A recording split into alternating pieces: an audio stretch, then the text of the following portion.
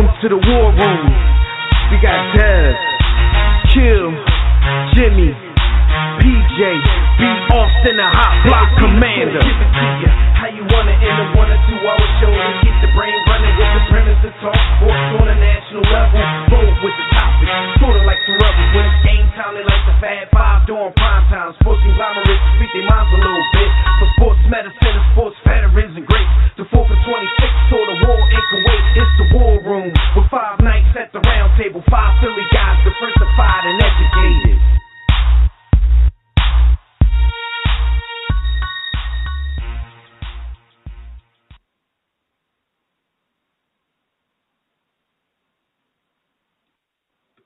Mic check.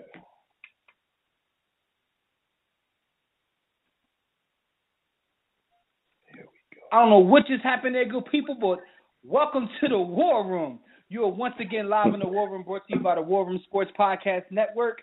Listen, I'm Jimmy the Blueprint, and I'm at the round table as usual with the boy B. Austin. Tonight we'll recap Week 3 of the NFL season and preview the action of Week 4, including some college football with Fred Purdue, as we do every week, so keep it locked right here.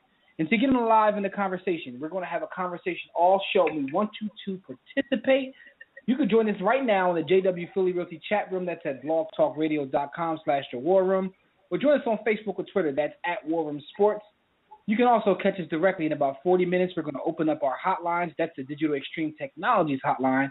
That phone number is 323-410-0012. That comes in about 40 minutes.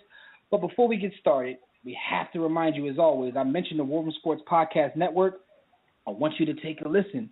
When we're not live on the air, you can visit War Room Sports, or you can click right on that podcast network tab. You can go to WRSPN.com, or you can check it right out on iTunes. Go to iTunes and look up the War Room Sports Podcast Network. That includes this show as well as plenty others. You'll find some of the best shows the web has to offer. And that's sports as well as non-sports. You can listen to archived episodes of our show. You can listen to the Broad Street Line, which has Roy and Chris, Tissue and the Tape, Phil and Savad, After Further Review with the Mayor, and a whole lot more. You can check the listings out at fatsradio.com. That's PHATZ radio.com for syndicated airtimes of all your favorite WRSPN.com sports shows.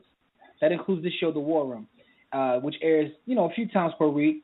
Yo, B. Austin, I got to ask you a question, man. Yes, sir. The 20th year anniversary of the OJ verdict is this week, man. Do you remember where you were when this happened? Yeah, I was watching it. I was in middle school, and if glove does not fit, one must acquit. And then I kind of co-opted that, with the ladies early on in my career to say just because it doesn't fit doesn't mean we have to quit. But that's another. So what do you think the legacy is of that case and that trial and all that? What do you think about that whole thing?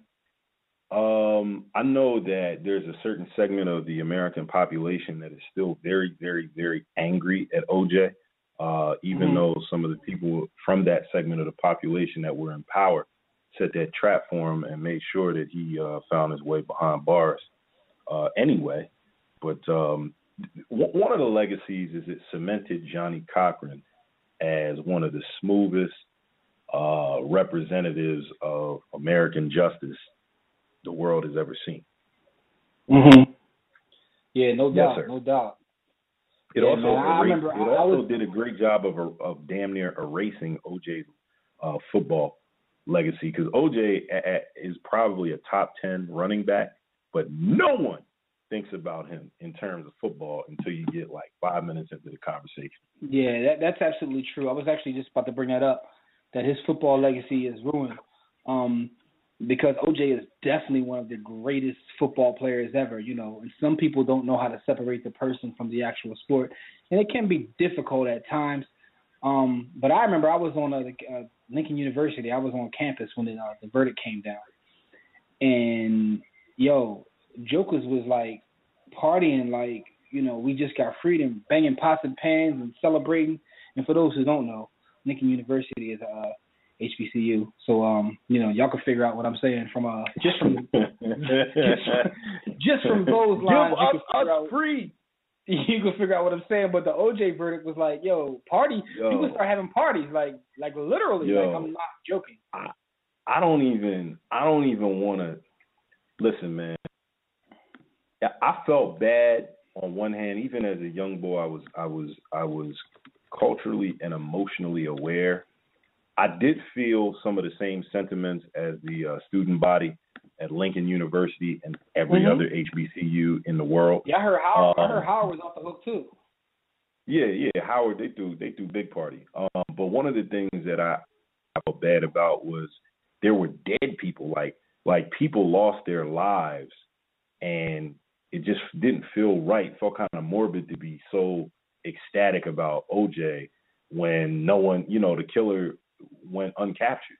Like that felt like a little bad. But then I flipped the script on that because I've had some conversations with people that felt a certain way about OJ being found not guilty. And I would just say to them that, what conditions were created in this country to have black people so excited about a black man being able to skirt or beat or win the system, depending on perspective, and another segment of the population so angry and irate that he apparently skirted or escaped the system. What are those conditions? Where did that come from? Why would, people that look like OJ be so excited, to get off, because so many of us, went down for a whole lot longer for much, much less. And so there's never been any equality in the justice system. So I think that was it. But go ahead, Jim. Here's the thing. The thing about that is no matter what the situation is, whether it's OJ or anything that happens that gets national attention, no one ever wants to put that kind of thought into it. No one ever wants to look at why problems happen. Not. Yeah. They just want to talk about the problems and try to, and judge people, as opposed to looking at the social ills and what caused actual problems. That's with OJ or with anything else. And that's the issue. Like, people never – because you know what happens when you start digging deeper? You start realizing why things are the way they are, whether that's through socioeconomics or whatever. And it paints a bad picture, starts to make this country look bad, and it makes you as a person look bad. So, therefore, no one ever wants to deal with that. They rather just judge things from the surface and, go from there. With all that being said, man, let's jump into some sports. We talked enough about that, man. And the first thing we want to do is talk about what happened while those were on the grind. But have to let you know that's brought to you by DirecTV. If you'd like a better TV experience than cable has to offer, which includes the NFL Sunday Ticket, because we are in the middle of the football season. We're almost a quarter of the way through, as a matter of fact. I shouldn't say middle, but, football's going on, and you have to get the Sunday Ticket to watch that. You can go to our website, warroomsports.com. Click on that DirecTV logo and order a better TV experience at a discounted War Room Sports sign-up rate. If you call yourself a sports fan, guess what? You gotta have DirecTV. Brother B. Austin, it's time to talk about what happened while they were on the grind. One of my favorite parts of the show. Yes, sir. Yes, sir. Let's talk about the brother Derrick Rose. This is not about his injury right now. This is about, he's been accused of, how can I put this? Rape or sexual assault. But here's what his response is, because it wasn't just him, it was him and his homies. He says that the accuser consented to having a train ran on her and then flipped the script when he stopped corresponding with her because she wanted a couple of hours. But he said that she wanted the train. What do you think about Derrick Rose being in the league and still putting himself in a position to get caught up in this because he want to hang with his homies and run trains on hood rats? What do you think about that? Trisnan, Trez Nathaniel. Listen, man. Again, lapse in judgment, poor judgment exercise here. However, what would you do with 9 figures in riches and a basketball career and the ability to point and say, "Come here," and it works?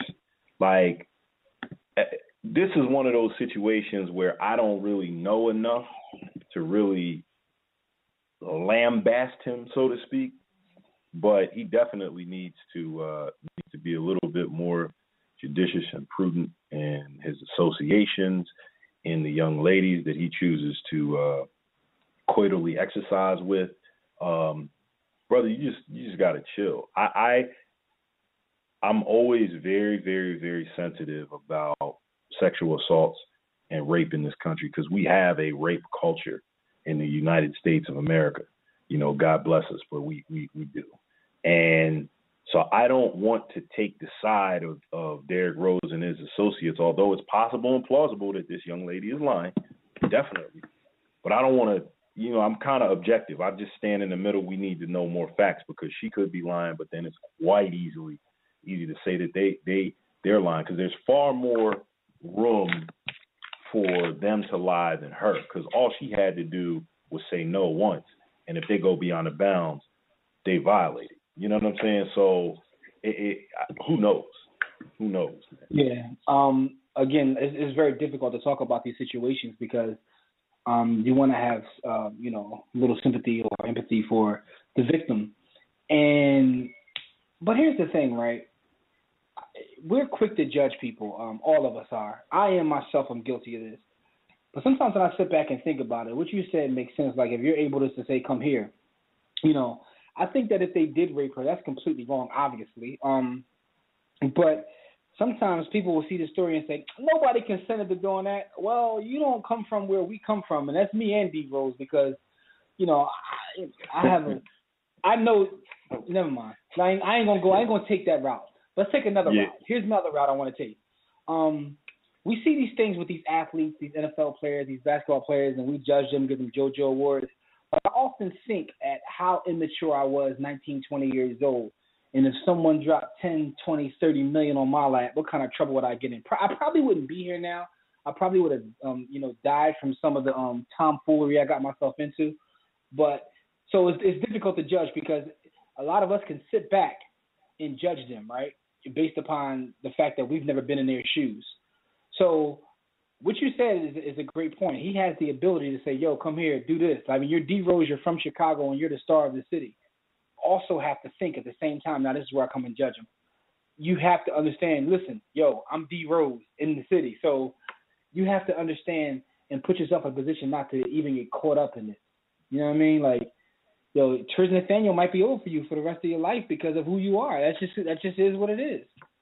You know what I'm saying? Unless you take it the Dave Chappelle route and have straight signed consent forms. Other than that, Tris Nathaniel may be done. Yo, shout out to Derek Jeter. He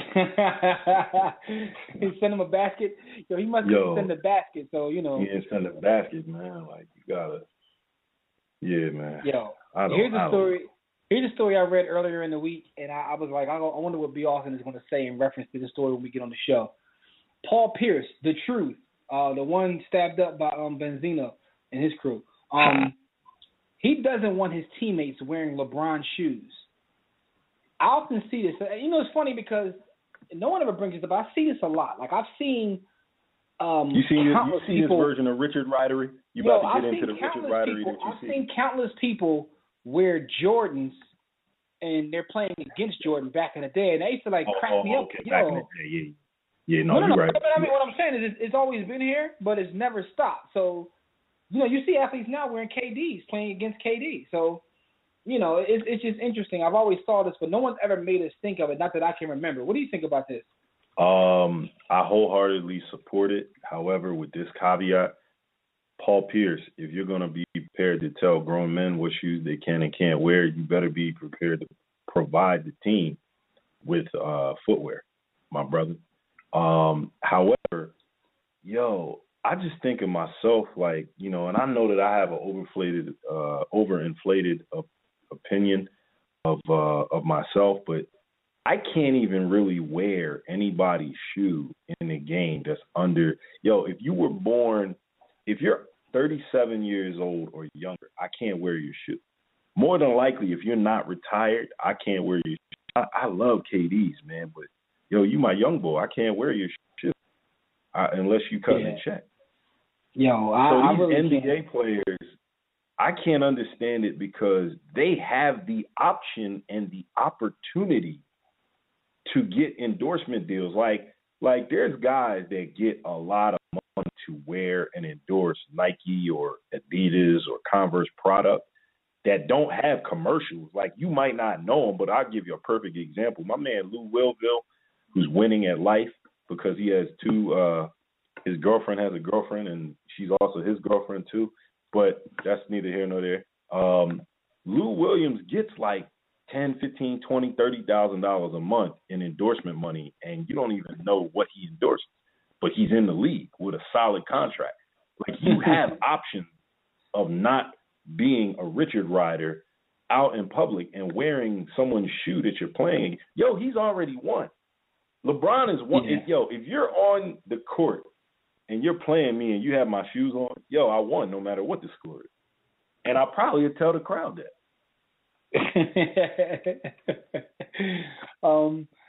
I always found that interesting. Like I said, I've seen it in the past. It continues to go into this day. Me personally, I don't believe in wearing Nikes. That's for social reasons. And I'm not a fan of Jordan either, so FOH to him. So, you know, I don't relate in that way. But, like, yo, I couldn't see being – like, you're my peer, basically. So what I'm saying is, yo, you know, you're my peer. I couldn't do it, though. I couldn't do it. Like, I feel like you're giving him an – I mean, like you said, Jimmy, I love maybe too much Jimmy, I love you thought into this. But I can't wear your sneakers, man. Yo, there's too much thought into this. Like, it's too much thought into this. Like, maybe I'm putting too much thought, but, like, yo, I can't give you that. I feel like I'm giving you an advantage. Although, you know, maybe not, but no, I'm not cut from that cloth, man. I'm just not. So, to me, I get what Paul Pierce is saying, but I wonder why he's saying it now. Maybe a lot of his teammates started to wear him or something. Who knows? You know what I'm saying? It's like they can't these put guys don't understand, man. Like, you know what? We want to lay it at the feet of generational differences, but yo, Russell Westbrook ain't wearing none of his peers' shoes. He don't wear his teammates' shoes. So there's guys. Derrick Rose, but he got a check from Brand Jordan though. Yeah, he do. You're right. Maybe that's. I mean, that's different. He getting paid. True. Anyway. True. But yeah, we ain't cut from that cloth, man. Let's keep the talk about sneakers right now. Starbury, Stephon Marbury. Remember those shoes he used to have back in the day, the $15 Johns that was made the same way all Nikes were made, same material, same everything. Well, the talk is he's bringing them back. I don't know what store he's going to put them in, but he wants to bring them back, same business model and everything. I remember going to buy a pair, right, just because I didn't believe it. Going to buy a pair and then comparing them to, you know, a pair of sneakers that I paid $1.25 from. And I'm like, yo, it's literally made this. Everything is the same other than the price. He's over there playing where they're made, so he's got to be able to put a big deal together. And guess what, man? Even with inflation, brother, like, I don't even care if they jump from $15 to $20. Yo, I'm copping like 7 pairs. Yo, it's funny, right? Because I remember, like, having this debate with people in the hood, obviously, who don't understand like what something's worth, right? Because all they know is brands, right? So the difference between, say, a Starbury and a Jordan is nothing other than marketing and the perception. Something's worth what someone's willing to pay. But when you talk about quality, that's something different than value. Because quality-wise, they're the same. The value doesn't hold. So a lot of times, you know, people are stupid. I ain't wearing them, but yo, the quality-wise, it's no different. And he made them in different. He made the short ones, the basketball ones. He basically was copying other styles. If you want to keep it a bean. Yeah, he had a lifestyle. He had a lifestyle shoe, a basketball shoe. The Air Force One Johns look like the Johns that Jax wear on Sons of Anarchy. But you know, I'm looking forward to seeing them come back. Like I'm so weird. I'll wear them just to be different. You know what I'm saying? And I also like the message. Of course, bro. The older I get, the more I try to be a social consumer, man. Which is why there's certain establishments I don't go into, such as Walmart, unless they want to cut us a check, and we can, you know. Anyway, but with that being said, I'm just saying, like, I'm looking forward to the return of the Starburys, man. I'm glad he's bringing it back. And there are some kids who, you know, definitely can benefit from that because their parents can afford to buy $200 LeBron. FOH. Yo, I hope they get a major marketing push this time because I want them to stay and I want them. Like, I feel like Steph never got his due in the league, and part of it is his fault. He was on YouTube eating Vaseline and crying and all of that. But Yo, it's guys that's gonna go into the Hall of Fame that aren't more talented than that dude, man, and don't have better numbers. But that's a whole other story. That's a whole other story, and I wonder when it comes time to go into the Hall of Fame whether he'll make it. I know some people are listening on the podcast now, but like, hell no, China. But that China stuff counts, and he's over there dominating. And people forget when he was in the league, he wasn't no slouch. When he played for the Wolves, and they had him and KG, they were going 18-7. Career. No. Career. 18-7. No, his career is 18-7. I get that. 18-7 for a career, but he had seasons where he was 20-10. Like Steph was nice. He was a poor man's AI. Like he was nice. Anyway, man, shout out to Starbury, man. I'm looking forward to returning your shoes, man. Speaking of basketball players, your boy John Wall's in the news. He donated $400,000 to a homeless DC children. There are a lot of homeless children in America, although we don't like to talk about that. It's sort of like what I said earlier. We try to act like these things don't exist. But he donated $400,000. What do you think about that? I mean, this is you're in the DMV. He's the guy. What do you think of this? I'm a John Wall supporter. I can't say a fan because I'm a fan of no man but Jesus Christ, the superstar. I like a lot of the moves that he's making. When he came in the league, speaking of his game, we knew he was just purely an athlete. His jump shot, he was shot putting a cannonball. He's worked on it. He'll never be a pure shooter, but he's worked on that. He's committed to defense. There's certain character things that, I don't know this young man personally. There's certain elements of his character that come out in his game. What he's willing to do to win, what he's willing to do to get better. The fact that every year, he goes to the hood to play.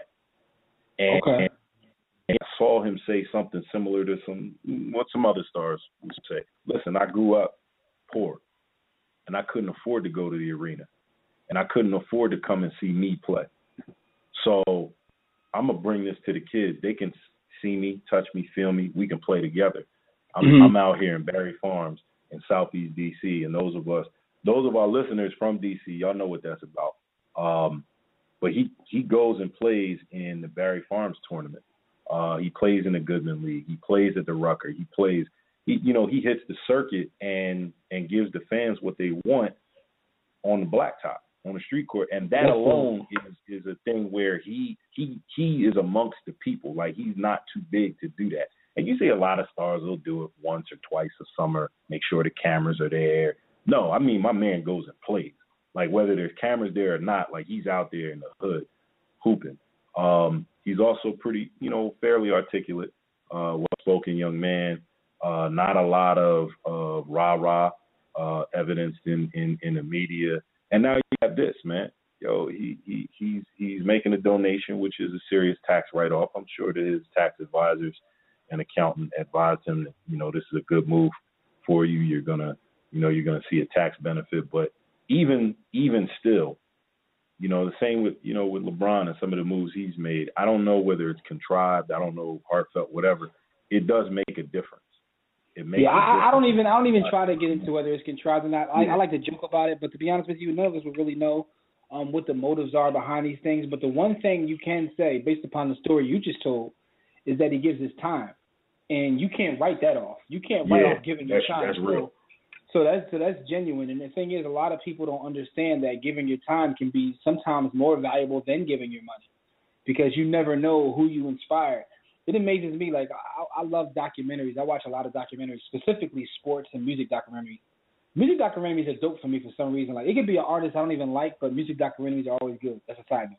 But it's always like, a story where I saw such and such live, or such and such came here and I ran into them, that sparked something in someone to do something else. You know what I mean? So you never know who you influence by giving your time, or who you help by giving your time. Specifically, when you talk about coming into the inner city or the quote-unquote hood, because they see someone like themselves who's doing it. You know what I mean? So salute to John Wall for everything that he does in the community, and, giving your time, like I said, is definitely valuable. Now, to another story, which is really heartbreaking. something's going on in football. I know Fred Perdue will be on with us later on this evening. And we talked about this with Fred Perdue a while ago about football and how many injuries there is. Like now, and a New Jersey high school football player, he actually died due to a lacerated spleen. Sad story all around. Be Austin, man. Only thing I can say to you, man, don't let your son play football, beloved. Man, when my son was born, he's now 7. I was kind of like, all right, well, his mom's not gonna let him play, but we gonna rectify that. We gonna solve that. Man, the more that I learn and the more that I see, I love the game. I love it. I mean, it's chess, with human beings, but the violence and the risk that you put your body at. Man, you're probably right, man. You're probably right. He's right now. He's a soccer star and a basketball star, so we're gonna let him, do that, and hopefully he doesn't even see the gridiron. But man, sheesh. Yo, I couldn't imagine. Yo, listen. As a parent, you send your son off to the game. Mm-hmm. He suits up. He's playing. You hugged him. You might have played around with him or whatever, and now he's dead. He's not coming home. That's not how you send it. That's not. You didn't expect it. You definitely don't expect that. That's not fair. So, man, I can't even. Yeah, man. I can't place myself in that. Oh, that's a tough one. It's definitely a tough one, man. Sad to see this. Sad to see, like, because there are always football-related deaths, but there's something going on, man. Like, I know people are getting bigger, stronger, faster. I understand all that, but man, like, and maybe it's because like the world has shrunk due to technology. The world has shrunk, so we get access to stories all across the world. And we would have probably heard about this because this is New Jersey. But just in general, when you see all the people getting paralyzed playing high school ball, and sometimes younger than that, it's heartbreaking. But I mean, this is a brutal game. I don't know what you can do to change that at this point. People are going to continue to get bigger, stronger.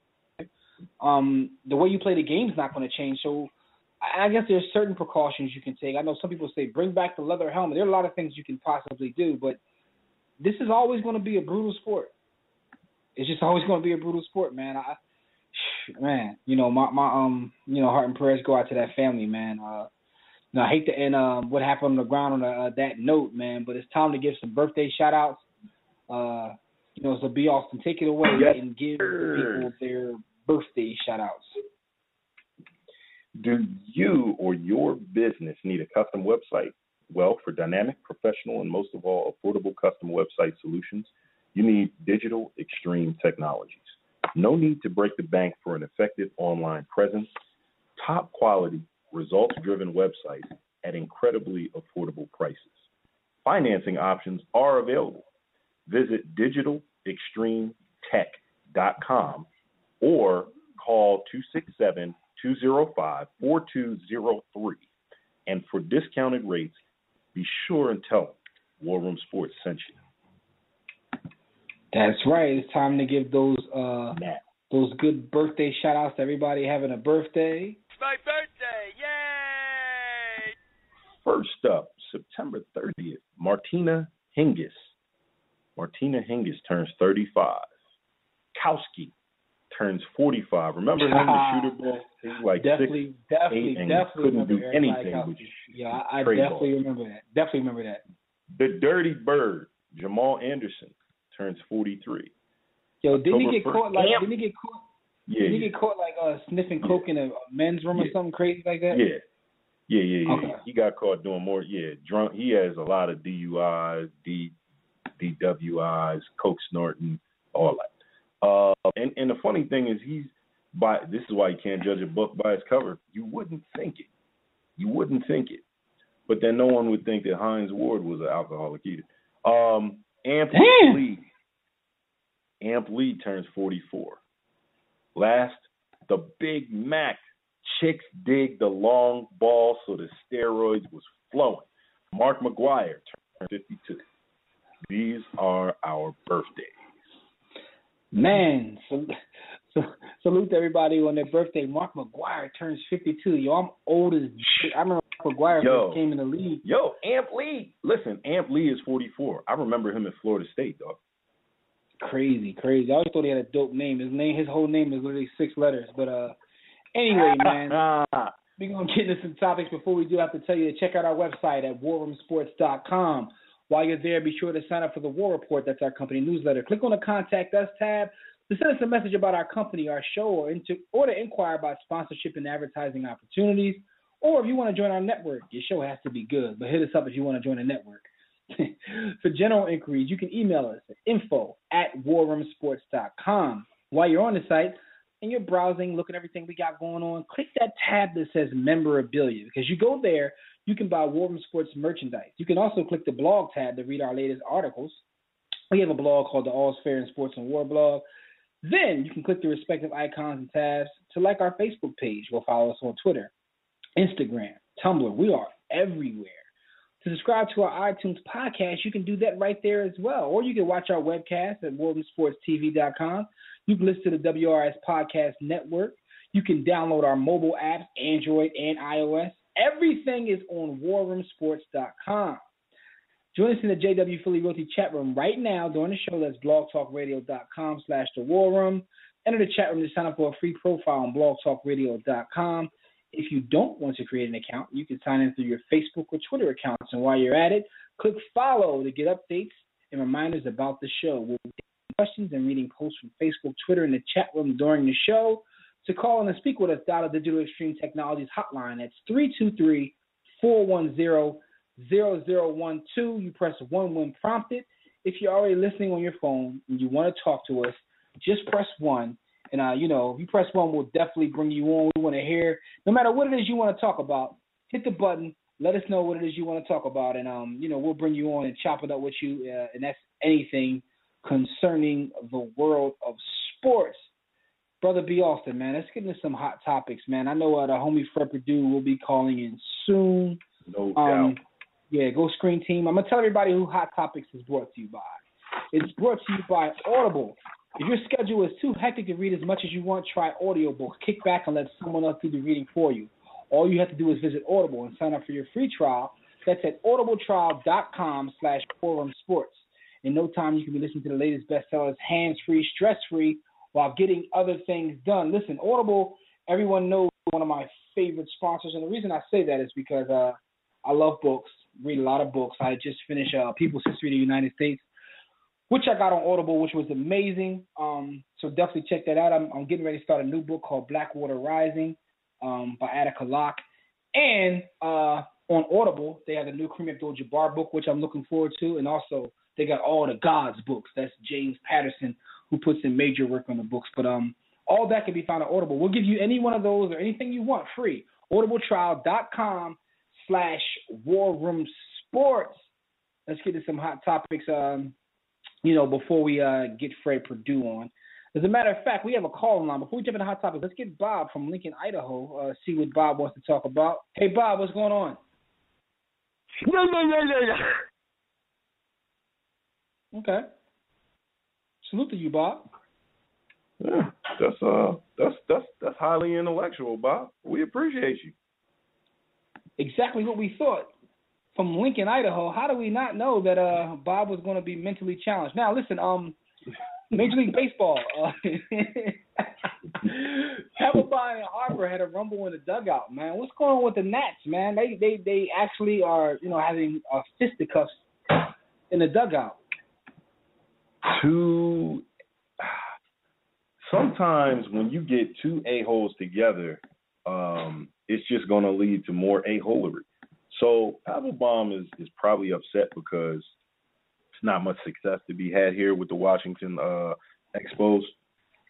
Bryce Harper is a bit of a Richard head to begin with, but the dude is like 22 years old and he's a prodigy. So he ain't going nowhere. I saw the incident in question. I didn't see Bryce Harper really do anything wrong. But, I guess it didn't take much for him and Papelbon to get in it. They probably don't like each other.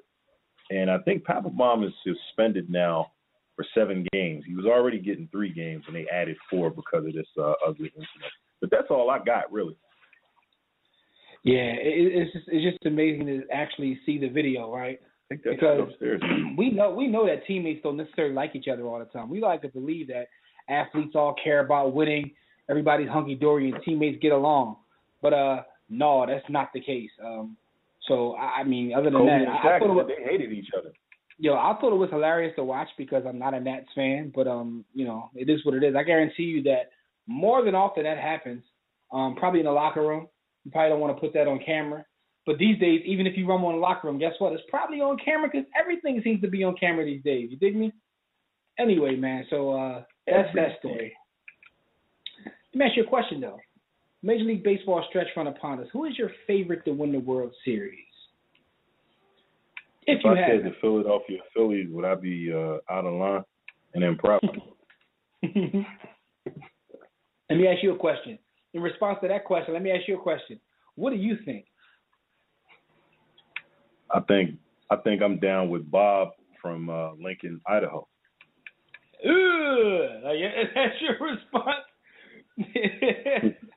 Yeah. Yo, I'm Bob from Lincoln, Idaho.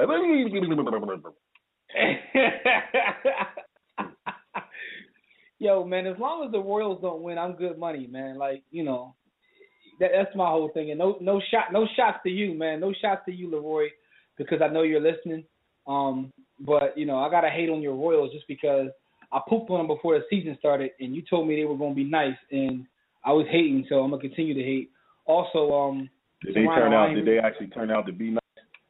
Oh, man, no, they have a shot. They have a shot at, doing whatever. But what's crazy to me is, because I'm a conspiracy theorist, and when I see the Mets and the Yankees both make the playoffs, I often feel like it's fixed. I also don't want to see Toronto win. So I'm not sitting there telling you I want to win. Who I think will win. Yeah, I'm hating on everybody, yo. This is what happens when your team stinks. You just start hating on everybody. So I'm rooting for a team like the Cardinals. Who cares for the Cardinals? Matter of fact, Pirates. The Cubs. The Cubs are the Pirates. I'm rooting for the underdog, man. Cubs are Pirates. Win the whole thing. As long as it's not the Royals. As long as it's not the Blue Jays, because Toronto. I ain't appreciate the fact that Drake made that his album cover with Joe Carter. That still got me pissed a little bit. I ain't gonna hold you. So FOH. Yeah. We're not messing with Toronto at all. Yeah, no Toronto. Anyway, what you say, Leroy? KC may play Texas in playoffs. Root for Texas, because Cole Hammer was there. Nah, I'm cool. Yeah, we cool on Cole. It don't work that. It don't work that way with me. I don't pick teams based on one player. No, I'm cool. FOH to him. I'm hating on everybody, Leroy. Is Leroy the dude that had two football teams at the same time? Absolutely. Well, he don't count. Well, hold on, Leroy. If you were a Chiefs fan that moved to Texas so you start following the Cowboys, that also means that you moved from Kansas City as a Royals fan. Are you a Rangers fan as well? Just asking. Let us know what it is. But come on, man. AFC, NFC. Yeah, come on, man. You can't have two teams, man. FOH with that. Anyway, B. Austin, I see you can care less about baseball. But just know this, that the Cubs and the Pirates, man, what that would do for those organizations. Yo, I'm down with it. Cubs and the Pirates. And to our listeners, definitely leave us some thoughts on grown men and grown women who have two teams in the same sport. Like, how does that work? We about to make you a topic, Leroy. We're going to put this on our pages and everything. Get a conversation started about you having two teams. I'm offended because I think it's outside the bounds of competitive greatness, but that's just me. All right, listen. I definitely have a stat of the week. For those who don't know, Derrick Rose has fractured his orbital bone after catching an elbow in practice, one in which his teammates don't seem to really care about. But here's a stat of the week for you. Derrick Rose has missed 103 games over the past two seasons, and Tim Duncan has missed 97 games over his entire 18-year career. And a lot of those were due to Pop just resting players. You know how Pop does. What is your opinion on Derrick Rose's injury in this statistic? Screen. Derrick Rose's bones are made of fiberglass. Skin is made of literal glass. I think some people are more durable. than others, and also look at the difference in the way they play. I think that a player that is more explosive puts more torsion and stress on their body. Tim Duncan has never been known as an explosive athlete, and now more than ever, he's less than explosive. His game is predicated on skill, fundamental moves, and that's what he gets his 18-8 on these days. Versus Derrick Rose, who always has to jump higher, run faster, and be stronger than the opponent. And that his body isn't made to do the things that it does, and it's betraying him. This injury isn't necessarily indicative of that, but overall, when I look at his career, that's what I think.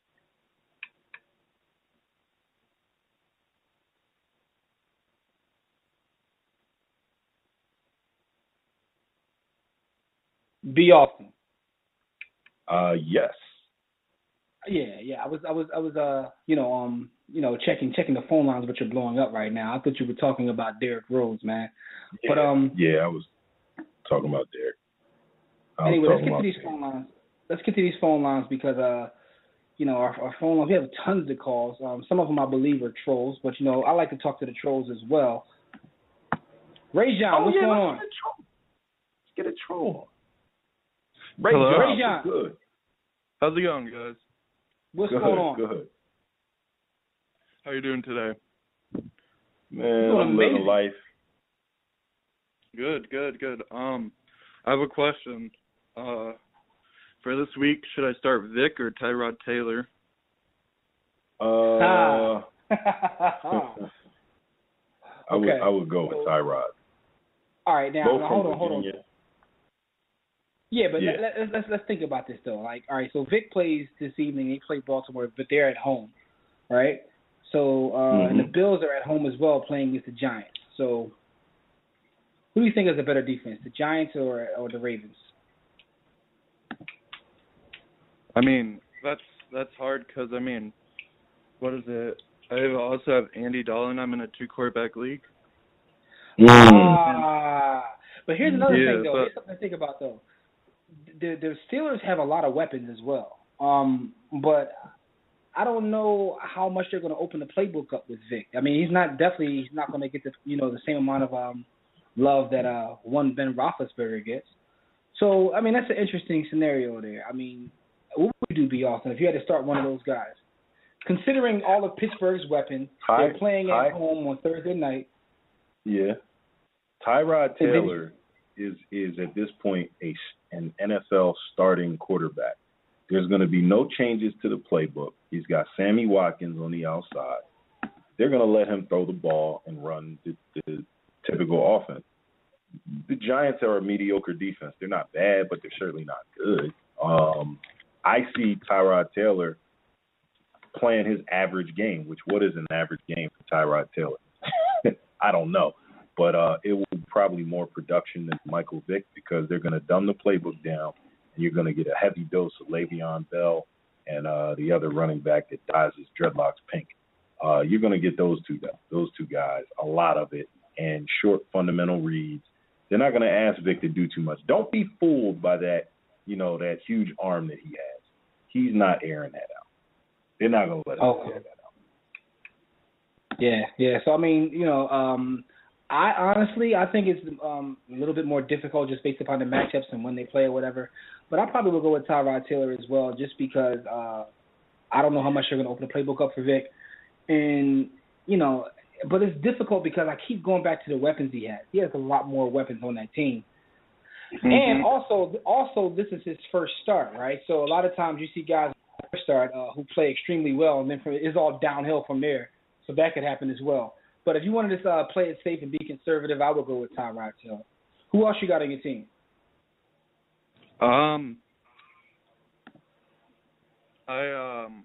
Running backs, I have 1 second. I have AP and Chris Ivory, and yeah, no doubt. AP, Chris Ivory. Yeah, I would start Chris Ivory. You sound like you should start Chris Ivory. Yeah, definitely should start Chris Ivory. But with all that being said, man, let's keep talking about what we were talking about. We're talking about Derrick Rose, before we got our calls in.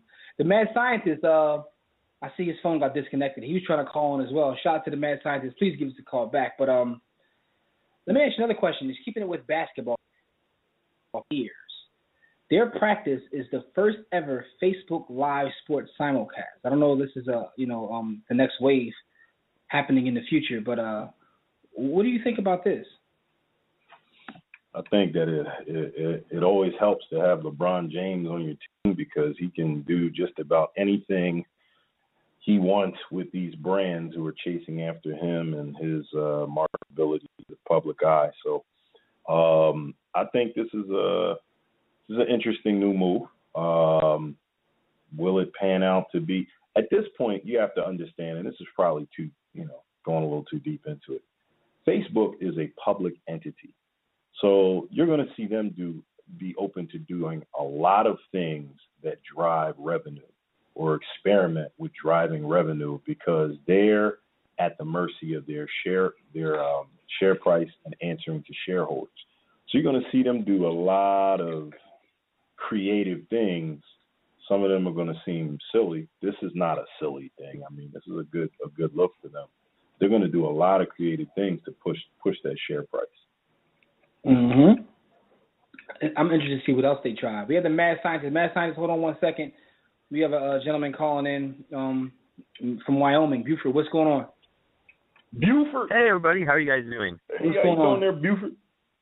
Hey, no, my name is Roger. I'm from Buford, Roger. Wyoming, though. Oh, Buford, Wyoming, you said. Okay. Buford, Wyoming. Gotcha. Greetings from Buford. Hey, guys, what's up with all these prank callers today? We love prank callers. We love them, though. We love them. Yeah, we love prank callers. Yeah, so what's going on? Are you a prank caller as well, Buford? Oh, Roger from Buford? Roger from Buford. No, I was wanting your guys' advice. My girlfriend broke up with me. Wow. Yeah, he's going. Let's get to the lines. Let's get to the we have a member of the War Room Sports Podcast Network, the Mad Scientist. You can check him out at WRSPN.com. He's very knowledgeable, which is why we call him the Scientist. Let's bring him on to talk about everything. Let's pick his brain. We have him calling in now. What's going on, Mad Scientist?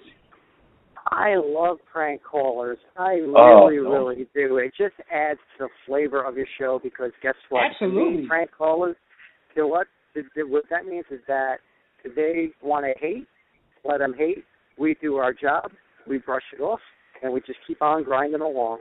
I engaged them. Nick, I had a joke lined up, but Jimmy got rid of him too quick. I was ready. I was locked and loaded.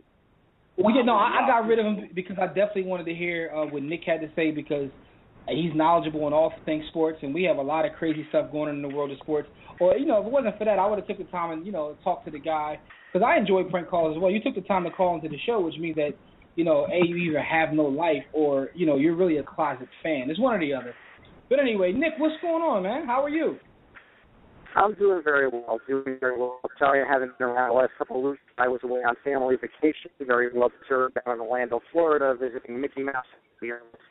Now I'm going to be back and ready to roll. I will be live once again Saturday night at midnight, and I'm just ready to talk some sports because I got a lot on my mind. And when the Mad Scientist has a lot on his mind, it just is ready to boil over. Yeah. I mean, you got look what everything you got. You got football season, which is completely underway at this point. Basketball season is approaching. Baseball playoffs, because we went through a lull where we really had nothing really going on, and now everything's going on.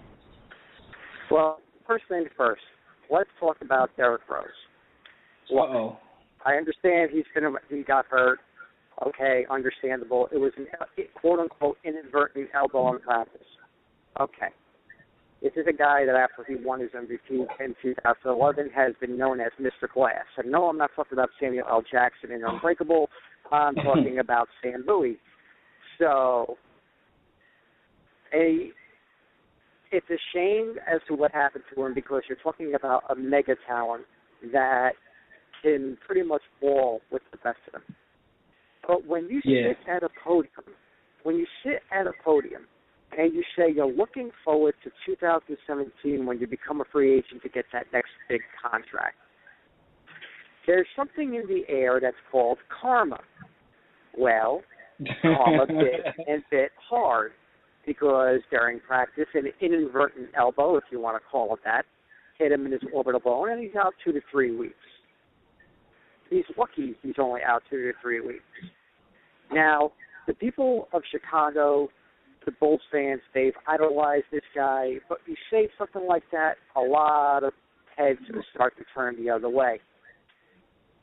When he got hurt, you think, that Let me ask you a question.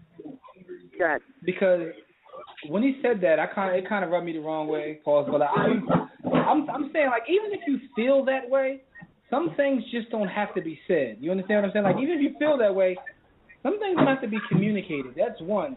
And number two, what I found interesting. Though? What's that? Don't you understand? This is not the 1970s, 1980s, 1990s, where everything was PC and everybody keeps their things to themselves. In this day and age, nobody gives a damn. They speak their mind and they don't care about public flash. Because in this day and age, and I'm sorry to say this, in this day and age, there'll be outrage one day, and as soon as you drop a triple-double, it's forgotten. That's true, and I'm okay with not being PC, but you have to understand what's going on around you. So I kind of feel like he's insensitive to that by saying what he said, and I do believe in karma. But what I found more interesting about this whole thing is the response of his teammates. They seem to not care, and some of them seem to enjoy the fact that he was hurt. Now, I know that him and Jimmy Butler don't get along, but some of those comments were crazy to me. Wow. To me, it's just a sign that the team's saying, look, you haven't been around most of the last 3 years. We've survived without you the last 3 years. You saying what you're saying means you don't need us either. So it's going to go both ways here. He got hurt. There's been either silent or they just brush it off and move forward. They're used to it. Yeah. That's also a pretty big indictment to Derrick Rose because he thought, the team will rally around me. Now the team is not even bothering rallying around you at all. Yeah, but that's what I'm saying. Sorry. That was very telling in my opinion. Some of the comments afterwards, Exactly. Well, it also didn't help that you said that in 2017 you're looking for the free agency season, which means to say, which pretty much you put out there that you don't want to be in Chicago anymore, or unless he comes out with the other famous, my comments were misconstrued. Meanwhile, it was on TV on every single outlet on demand. So, so my question is this: let's just say he misses his 3 weeks, 4 weeks, whatever it may be. He comes back and he has a pretty good season. He's going to probably try to bully the Bulls into renegotiating before he can opt out. What do you do if you're the Chicago Bulls? I let him opt out. Okay. I let him opt out because the injury history alone would scare the living crap out of me. That if I were to say 5 years, $100 million, or whatever the max contract would be, what are you trying to do? God forbid. Exactly. God forbid. God forbid something happens. During that contract, they're stuck on the books. And plus the fact with the injury history, the way it is right now, the insurance premium alone is going to skyrocket to the point of no return. People seem to forget Amari Stoudemire. People seem to forget Larry Johnson. People seem to forget Sam Bowie, Greg Oden. Those that have had catastrophic injuries in which, insurance, there have been issues with insurance that won't cover that won't help cover the contract. Yeah, you're absolutely right. You're absolutely right. It's just interesting to me because he's like a hometown kid. So this whole situation is not playing out well for him. But it is what it is. Nick, what is your take of?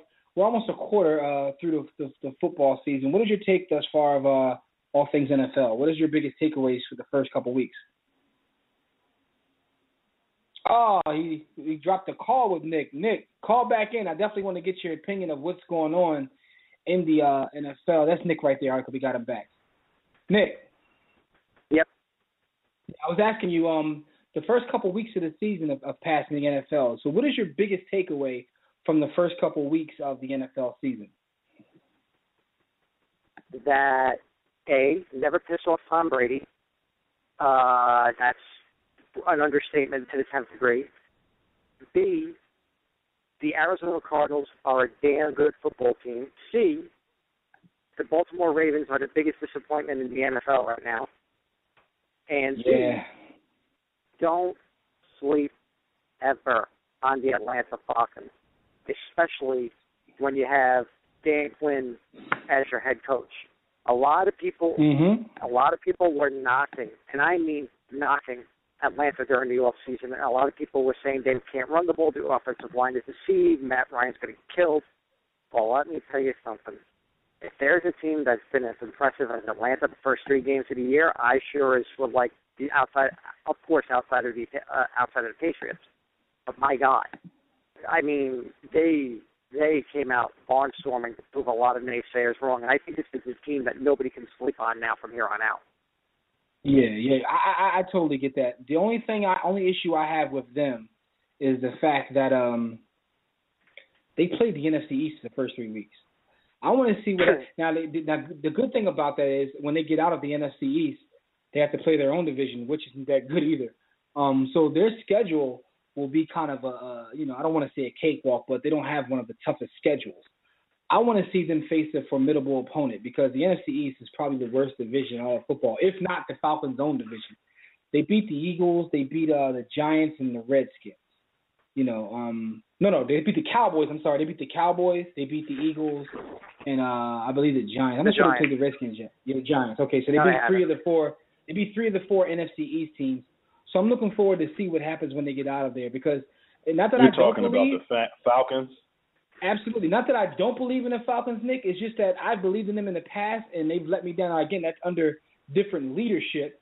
But you got to prove it to me. But they have been impressive nonetheless when they played that competition. When Mike Smith was the head coach, I didn't care if they were 13-3, 14-2. I knew they would be outcoached in the playoffs because Mike Smith was probably one of the worst playoff coaches since Marty Schottenheimer, and that's saying a lot. I just feel when you bring in new blood like Dan Quinn and the way they switched up they switched up the offensive scheme and they switched up the defensive scheme to be a lot more aggressive. I think this is not what you call your mamas and papas Atlanta Falcons of like just a couple of years ago. This is a team that I think everybody's got to be on. That's going to be on the radar the whole season. Now, then again, Jimmy, the doubts will creep back in if they can't beat teams that that are in the upper echelon of the NFL. But until such time, the Atlanta Falcons have put the NFL on notice that they're not going to be the pushover that a lot of pundits in the offseason claimed that they were going to be. Yeah, I mean, fact of the matter is you only can play who's in front of you. So this week they play the Texans, which, doesn't seem to be, a great team this year. Then after, listen to this. So they play the Texans. After that, they play the Redskins, then the Saints, then the Titans, then the Buccaneers, then the Niners. 8-1 is not out of the realm of possibility. That's what I'm saying. Then they play the Colts. Then they come back against the Vikings, and they finish the season with the Buccaneers, Panthers, Jaguars, Panthers, and Saints. So that schedule they're not running the table.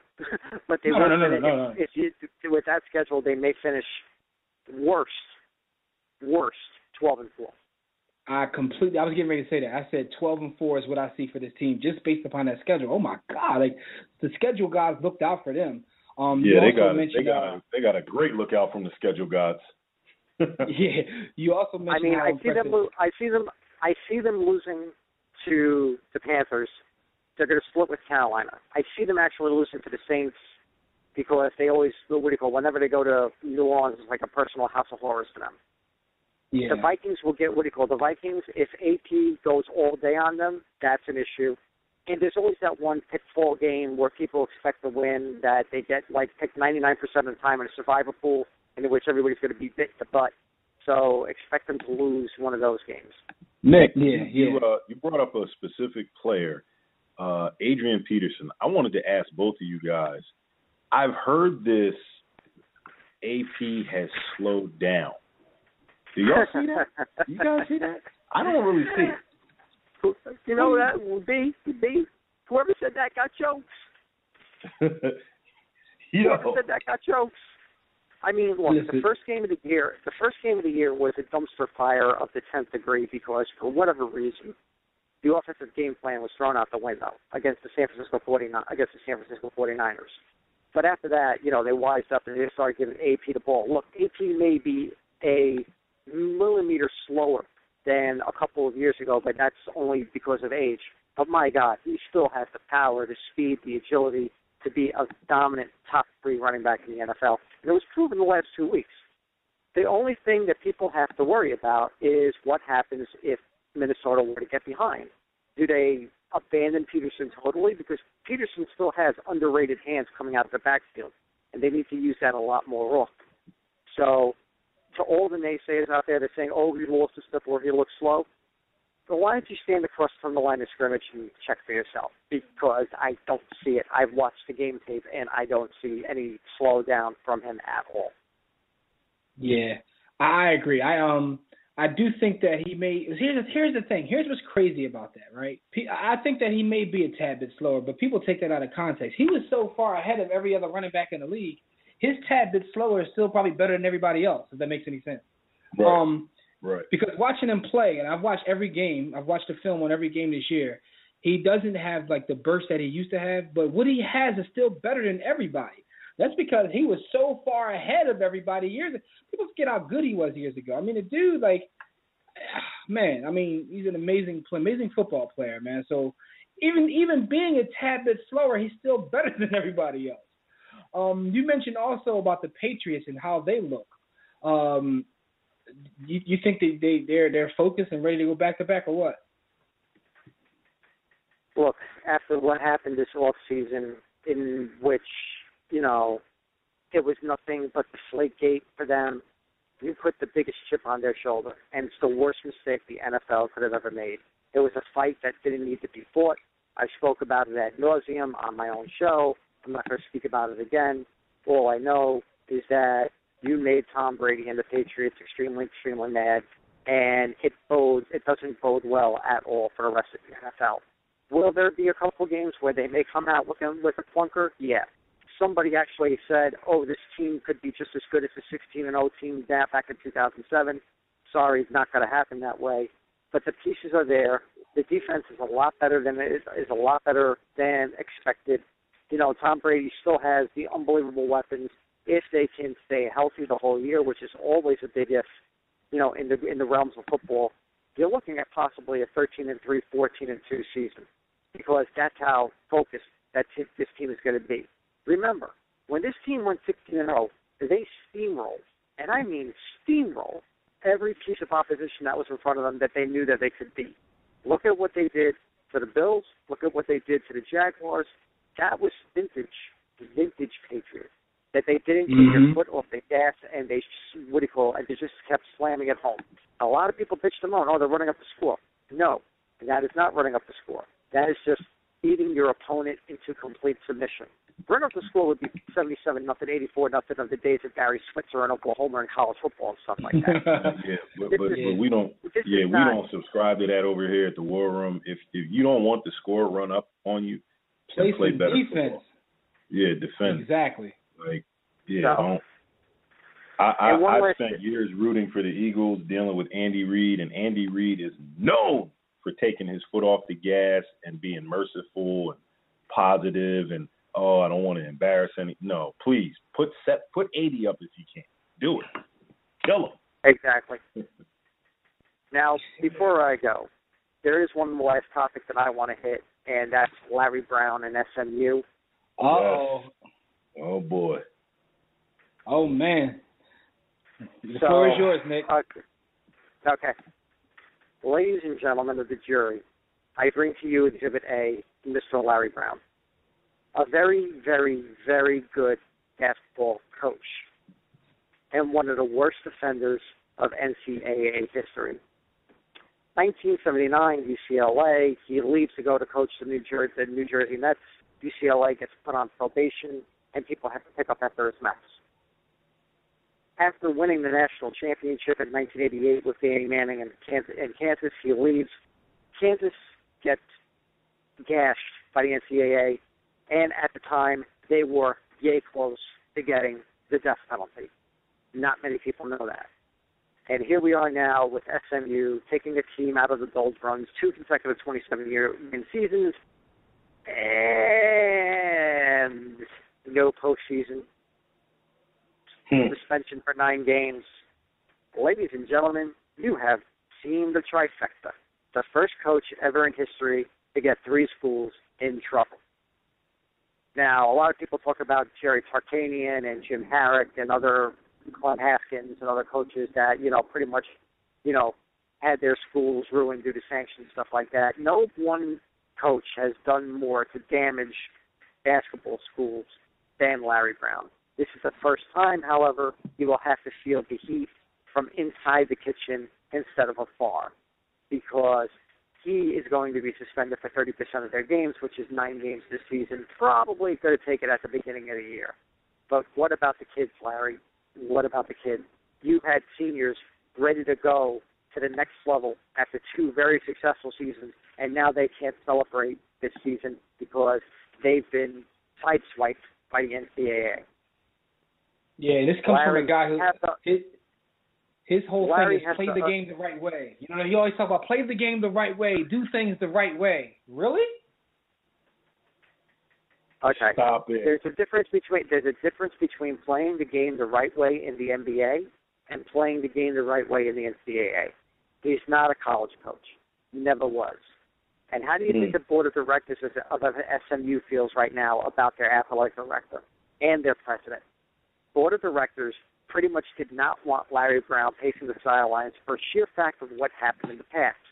They kept saying, that was in the past, he's a changed man, blah, blah, blah, blah, blah. Well, no. Guess not. So now they have to answer not only to the students, but to a very powerful alumni, board of directors, board of trustees, and other members of the SMU family. Don't be surprised if by January 2016 a lot of heads roll at Southern Methodist University. Don't be surprised if Larry Brown takes a quote-unquote settlement to leave quietly after this season is over. And don't be surprised if they bring in real people to do things the right way, because if there's ever a school that really needs a complete cleansing of the palate, it's Southern Methodist University.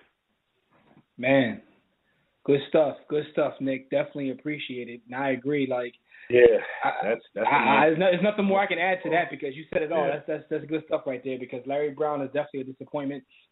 He has won at the college level, but the harm that you've caused, man, you hurt a lot of kids, man. Anyway, Nick, before we get you out of here, please let our listeners know how they can hear your show, which is on the War Room Sports Podcast Network. They all know they can hear you there. But how can they follow you on Twitter and follow with everything you got going on? Well, my name is Nick Ficarelli. I am the mad scientist of sports. You can follow me live every Saturday night right here on Blog Talk Radio from 10 p.m. to midnight on the Inscriber Sports Radio Network. Just look for my show, the Mad Scientist Sports Lab. This week it's going to be a great show. Got Allie Fontana with her segment of Allie's Fantasy Alley for all your fantasy football fanatics. Got Russell back from Pro Football Guru to do some cold, hard football facts. I got a group, this weekend's a little bit special for me because there's an independent wrestling organization that I've been following like a religion since they opened in 2012 up in Canada called Smash Wrestling. And the head of Smash Wrestling, James Key, as well as members of their roster, will be on my show live at 11 p.m. Eastern Time. And then 11:30, it'll be the half hour of ranting and raving and mad scientist lunacy, as I have a lot more to say about Larry Brown, FIFA, baseball, you name it, I have it. You can find me on Twitter at NAF_inscriber. Again, it's NAF_inscriber. And you can find me on Facebook, especially right here on War Room Sports. Because guess what? With Devin, Jimmy, and B. Austin, sky's the limit, baby. Hey, man, we appreciate it, man. And keep up the great work, man. Love your show. Love the way you break everything down. And we love your rants. You have some of the best rants. So keep up the good work, Nick. And thanks for the call. And you can call anytime, man. And thanks I promise you, at 11:30 p.m. Eastern Time this Saturday night, when I speak about FIFA, after the stuff that happened this week, there will be no such thing as scorched earth. It will be called napalm. No doubt. I'll definitely have to take a listen to that. Nick, thanks as always, man. Take it easy, man. Enjoy yourself, man, and we'll talk to you. Thanks. Have a good night. All right, take care. Hey, we got our special guest coming on in 1 second, Fred Perdue, about.com. But before we get him, Rob has been waiting for a minute. Let's get Rob on the line. Rob, man, your Eagles are off the schneid. They got to win, so you're calling in to celebrate your Eagles win, right? Against who? Typical Eagles fans. Everything, the sky is falling, the pessimism is here. You said against who, huh? Man, it's you know, I'm gonna say it like this. I think it's against who? Like really, first of all, thank you, Eagles. You know, I won $30, but you know, against who? Like really, it's the Jets. I'm supposed to get happy. Have a parade. Man, happy about that? Listen, man, you only can play who's in front of you, man. Dude, I mean, I love. I think it was around. It was a thing y'all do. Y'all have Fred Perdue, you and Jimmy, and I love Fred Perdue's commentary where he basically said it doesn't matter because his offense is not going to work. It's not designed to work, and Fred Perdue said the whole thing. It said everything I said. He said it in a very articulate manner. Shout out to Fred Perdue, and it's just come on, like even whether he gets fired or he resigns, the team who's gonna play for him next ain't gonna play for him. Yeah. Like, come on, it's just the only way the Eagles is gonna win is if Chip Kelly's not there, and that's And if you're an Eagle fan, you think I still believe in Chip, man, put the heroin needle down. That's all I gotta say. Damn. So be off. And Rob says if you believe in Chip, you must be a heroin addict. That's the gist of everything he just said. Only heroin addicts believe in Chip Kelly. He's spent time in California too much, but I don't. There's definitely some merit in what he says, and we're going to get into our NFL rap later on in the show. But I will say that I see things that Chip does that can work, and I see a need for adjustment on his part. And I'll say it again, as I said it last week and probably the week before that. As a beleaguered, lifelong Eagles fan, I don't have time for Chip Kelly to experiment with his NFL ambitions with my team only to get it right somewhere else later on down the line. I don't have time for that, man. I need it right now. Culture. When it comes to the Eagles, I'm down with the culture of immediacy. I want it right now. We've been good for 12 years, like as an organization overall. Yeah, we've had some down years, but overall, we've been good for 12. Good ain't good enough. Good ain't good enough. 10-6 ain't good enough. 11-5 out in the first round ain't good enough. So that's my take. You said it beautiful. It's like we've been good for 12 years, but with a pro type of coach. I mean, yeah, Andy, we've been wanting to score, but who are you going to want to score with? James Thrash, Freddie Mitchell, Kevin Curtis. I mean, Byron Westbrook was good. Like my dad, he always rants on Byron Westbrook because Byron Westbrook, he said he has similar characteristics with speed and his skill set like Barry Sanders. But still, he was a halfback. He wasn't a running back. Don't bring him up because B. Austin has the soft spot, pause, for Westbrook. So I don't want this to turn into a love fest of Brian Westbrook. But my point is this, man. They got the win, man. Well, you're past the whole Chip Kelly phase. Where's he won?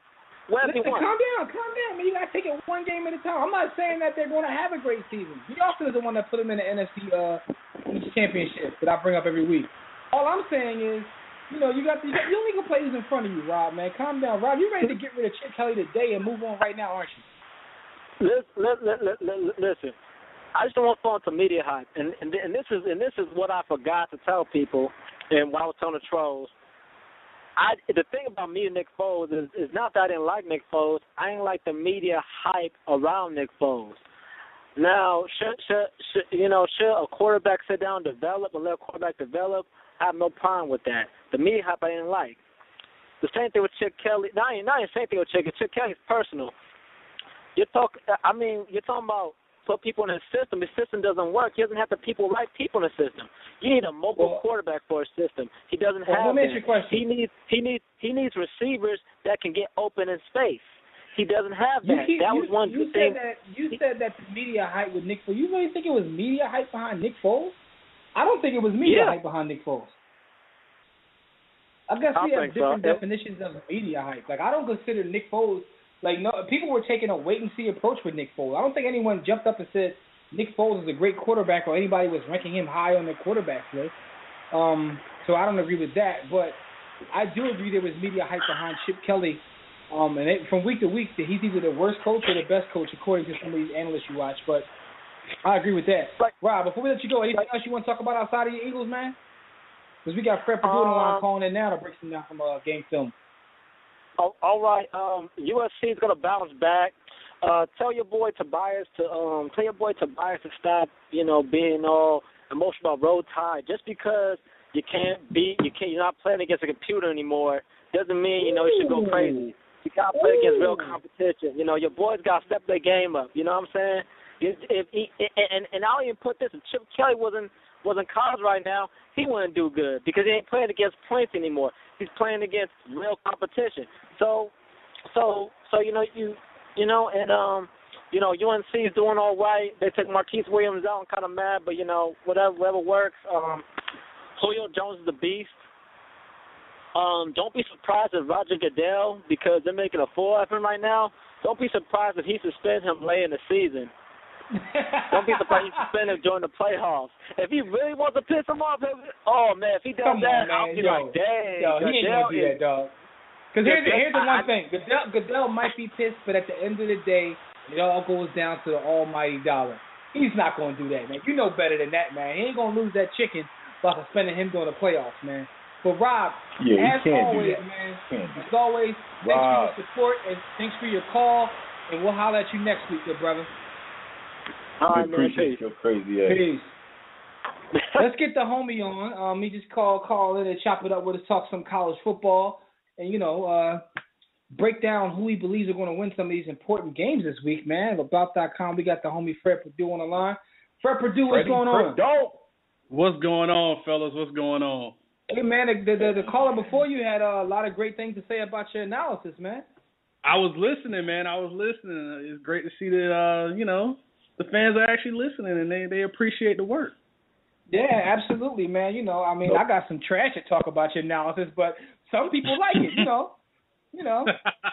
This is anyway, man, Fred, man. I'm not surprised. Just show up later in the season when your Broncos, I won't say we go.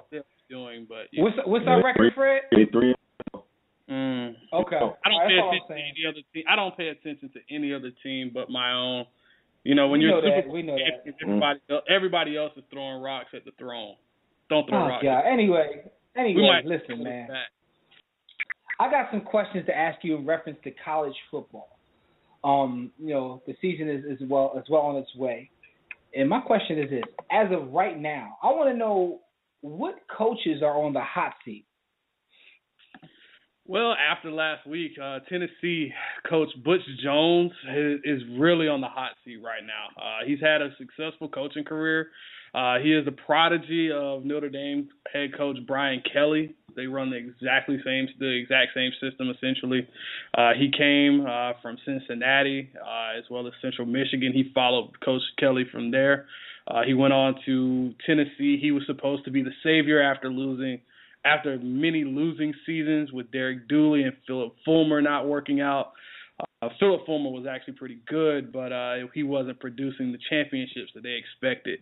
But he brought a spread system, and it's not working out. They just can't hold a lead.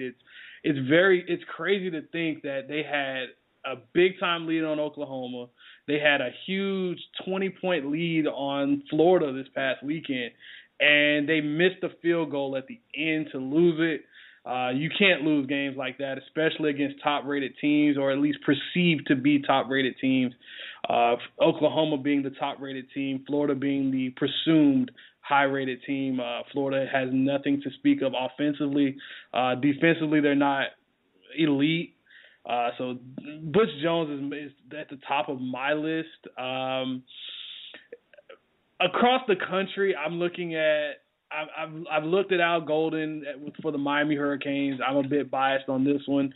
He right now is looking to be 4-0, but when you blow leads to Nebraska, 20-plus point lead against Nebraska, when they're flying signs over the stadium week in and week out to fire you, and that these signs are getting overly expensive to keep flying, why don't they fire you? They've wanted to fire you since last year, and you're still undefeated, by the way. When you have more, that's crazy. You've won all your games thus far, and people are still calling for your job. But like, what happens at the point when he's like 10-0? Are they still calling for his job? If that happens, I think so. When you have more draft picks than you have wins, last year was just a problem, and you have more first-round draft picks and you have signature wins when you sit on leads instead of just blowing a team out 45, maybe 60-13 when you're supposed to blow out teams like that. He's definitely on the hot seat. If he doesn't at least have a berth in the ACC title game, he's definitely on the hot seat. And definitely looking at Arkansas head coach Brett Bielema, he's definitely on the hot seat now. You've lost to Texas Tech as well as Texas A&M. You were supposed to be the bully in the presumed bully outside of Alabama. They run the ball at a high rate. They are a power run team, very reminiscent of the Nick Saban type teams early on when he was at Alabama. They had 2 backs in the backfield, 2 receivers and a tight end. Traditional offense. Brett Bielema has had 2 1,000-yard backs ever since he's been there, Alex Collins, Jonathan Williams, and yet they still can't win games. That's a big-time problem for me. So I look at him as well as one of those guys that maybe, just maybe, Arkansas might be looking to go in a different direction if he doesn't right the ship, at least, maybe not next year. This year, I'm sorry. Maybe next year. This is a tough business when you can be undefeated. All right, granted you had a bad season last season. I'm going back to Miami by saying this, but the idea is to get better. So if you have a bad season, but you come back and you're undefeated and they're still talking about getting rid of you, it's like, I don't know. I mean, if now, granted, he can lose the next 4 games, but I'm saying as of right now, he's undefeated, for Christ's sake. Like, I look at it from this perspective. You haven't beaten Florida State. You had, as of last year, you had the same record as Randy Shannon, who was the Miami head coach previously. You haven't won a bowl game. You've taken them out of the cloud of the NCAA and all of the issues that they had. If you don't know those issues, just refer back to the ESPN. No, Fred, I get all that, but my point is right now, we're not talking about last. Right now, you're undefeated. You're undefeated right now. So my thing is, suppose he runs the table and wins a national championship. I mean, like right now, you're undefeated. If he was to, and this is when I say it as an if, the Oakland Raiders will win a Super Bowl first. Okay, that's how big of an if that is. I'll go even farther. SMU's basketball team will find a way out of this, win a national championship, go undefeated, and Larry Brown will keep his job before Al Golden wins the national championship. I got one better than that. The Patriots will win the Super Bowl without cheating before Al Golden wins the – oh, my fault. We ain't going there. All right, Fred, getting off that for 1 second, man. There's a couple games I got to ask you about. There's another story I want to talk to you about, but before I get to that, there's 3 games I need. Just give me your pick on who's going to win. I want to know number 6 Notre Dame versus number 12 Clemson. Who do you have winning this game? I'm going to go with Clemson. Notre Dame. For me, Clemson has Deshaun Watson at quarterback. Notre Dame has somewhat battled through all the injuries they've had. So C.J. Prosise at running back is going to be a big-time weapon for them. But home field advantage, Deshaun Watson, that defense is really good. I don't think Brian Kelly is going to be able to coach his way out of this one. Clemson's going to be rocking. With all that being said, Clemson might do what they've been put in. They have their own dictionary word. It's called Clemsoning. It's when you lose a game that you're supposed to win when everybody in the world expects you to win. Expect Clemson, Clemson, possibly. All right, well, next game is this. Number 25, Florida versus number 3, Ole Miss. Ole Miss has been looking amazing this year. Who do you have in this game? Florida played they played terribly last week, and they found a way to win with a missed field goal that missed by inches. That game was literally the definition of football, a game of inches. That won't happen this time. Chad Kelly, the nephew of Miami former quarterback and NFL quarterback Jim Kelly, is going to really dice this team up. Vernon Hargreaves isn't healthy. This defense doesn't look great, and I don't believe in Will Grier. So give me Ole Miss. Okay. And last but not least, we have the homie Tobias's Roll Damn Tide, number 13. Number 13, Alabama versus number 8, Georgia. I really like Georgia this year. They have a quarterback that has had 2 incompletions in 2 games. Grayson Lambert, the transfer from Virginia. Where was this the last couple of years, Grayson? But Nick Chubb is great. Georgia's defense is good. They had a issue with 5 of their players giving terroristic threats this week. That's a distraction. Nick Saban has finally settled in on his quarterback. Their defense is great. A'Shawn Robinson's my guy to watch for every single week. He's going to be a terror in the middle. I really can't go against Nick Saban in a game where you're fighting for your national championship live. So give me Nick Saban and Roll Tide, the Alabama Crimson Tide, win this one close. Okay. Now, got your picks. Here's the story I definitely want to talk to you about when we get you out of here, and that's Leonard Fournette. I've been hearing everyone across the world talk about him. He's the halfback for LSU. But I came across a story, and it said that when he was maybe 12 years old, parents of like the little league team, grown-ass man. When he was 12 years old, he had parents try to ban him from playing football because he was too good to play against their kids. I'm talking about the parents came together and had a petition drawn up to ban him from playing. Like, he was that good at that young of an age. Now, they're saying he's too good to play now. They're even talking about this guy, because he's not eligible to leave right away, rather than have his stock drop by, or getting injured by playing in the season, sitting out next year. That's how crazy and talented this guy is. What's going on with this? No, that's not crazy talent, man. I like the world is whack. I mean, that's one way to look at it. But the guy is supremely talented. Everyone knows he has talent. But what do you think about this? What do you think about the possibility of someone sitting out a season because of the NFL rules? If you want to sit out a season, you'll enjoy being at the end of the draft, especially a running back, where running backs are not drafted high anymore. In a passing league, I wouldn't advise doing that. I'd say go through the season. If we haven't learned anything from Jadeveon Clowney, taking a year off essentially and just, giving half effort, whenever you do that, you're going to get hurt. He's talented. I really like him. I've actually kind of seen him since his days in high school. So I kind of was introduced to him early. He is the real deal. But at the end of the day, as a running back, we need to see more. I'm not jumping on this hype of, well, he's had 3 or 4 great games. He had a pretty decent season last year. He's the guy at LSU. But at the end of the day, just like Trent Richardson, he had a great year. He was compared to many greats at Alabama when he was there. And everyone hyped him up, and then he got to the NFL, and, well, we know that story. So I don't really subscribe to that. I want to see more and more. I want to see how he handles the grind of an SEC full season as the full-time starter. I want to see more and more. How can he does he break those same tackles? Does he break those long runs? Which he had like an 80-yard run last week, and it was called back for a block in the back. If I was him, I would have slapped my teammate. I'm sorry. I would have slapped my teammate. But he's a good player. I don't think he should sit out. I think he should just go about it. Fred, great analysis. But did you know the thing is, Fred, make a John Kerry pivot on Jadeveon Clowney, reverse pivot? No, I still believe in Jadeveon Clowney. Oh. He won't be this monster terror, Bruce Smith or whoever we wanted to compare him to. He won't be that, but he'll be a productive player.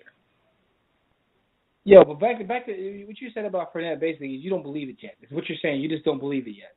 I think he's a good player, but it's the running back position.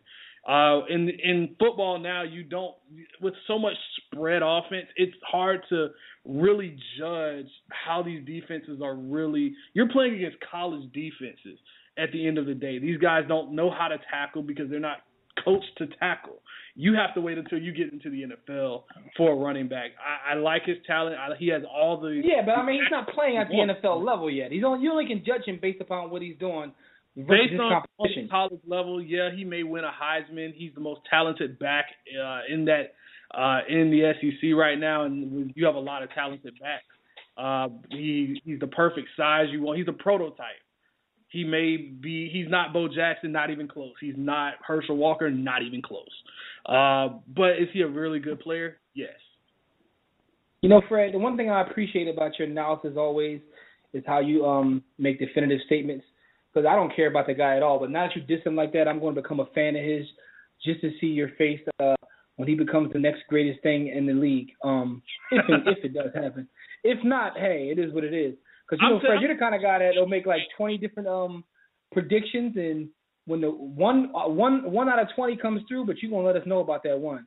So, I'm just taking a wait-and-see approach with this guy. I'm usually on the other side of this, but for a running back in a position that doesn't last long, I'm wanting to take a wait-and-see approach. I was burned, and I wasn't a big fan of Trent Richardson going to the NFL. I was a bigger fan of Doug Martin. Neither one has worked out, but after that, I was burned. I won't be burned again, I guess. Yeah, the thing is, though, here's the thing. I've watched all those guys you just named play. They haven't looked like this guy's looking thus far this season. This guy looks like a man amongst boys right now. And I remember Doug Martin. I remember Trent Richardson and how they look. It's not the same. Like, this guy is, and again, he could end up being complete garbage. But as of right now, what he's doing is definitely impressive. We're only a couple weeks in, obviously, but we'll see what happens during the rest of the season. But the guys, and when I read that story, I said, oh man, like they tried to ban him from literally playing. Like, we don't want you to play. So it's just straight ridiculous, man. But Fred, thanks for your call as always. Thanks for your analysis and everything you do. Before we get you out of here, let our callers know how they can follow all your work. Well, we have the Eye on Sports podcast, always on the War Room Sports Podcast Network. I was a little late for you guys. I was actually recording one of those, so you can go check that out. You can check me out on Twitter at FPurdueSports. You can check out that podcast on Twitter at EOS Podcast. You already know I'm always talking college football, always talking the NFL.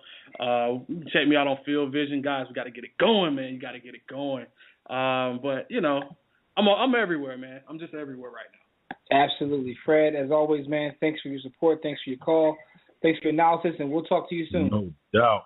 All right, guys. Thanks for having me on. Take it easy. No doubt, Fred. Yeah, it'd be awesome. Good stuff. I'm looking forward to watching the guy Fournette play. And now that Fred dissed him, I definitely want to see him become the greatest running back to ever play the game of football. We got to get into some NFL rap. But before we do, be Austin, tell the people how they can get in touch with us.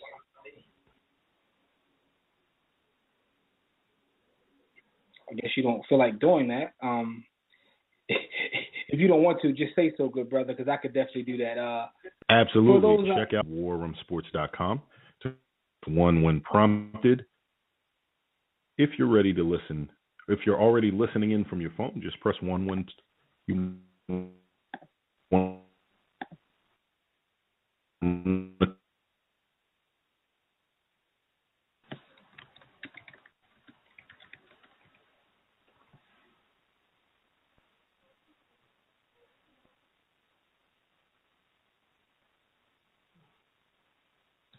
At any rate, it's time to talk about the National Football League. Be Austin, listen to this, good brother.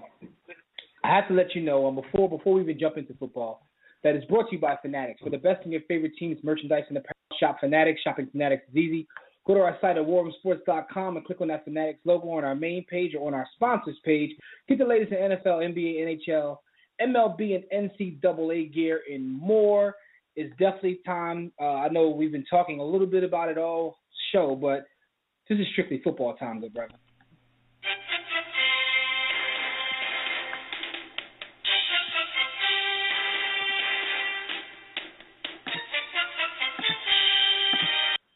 Listen, man, football season is here. Now, the Eagles, Colts, and Seahawks all finally got up the schneid and got a win. I'm not sure of any of them other than the Seahawks. The Seahawks looked a little bit impressive, but the Eagles and Colts still really impressed me. They got a win, though. In your opinion, who has the best chance to jump back into contention, good brother?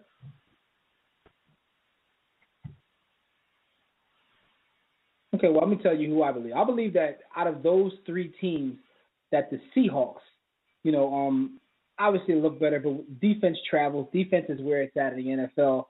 And the Colts, I'm reading that Andrew Luck is a little injured. It may not be serious, who knows, but they're saying he should play this Sunday.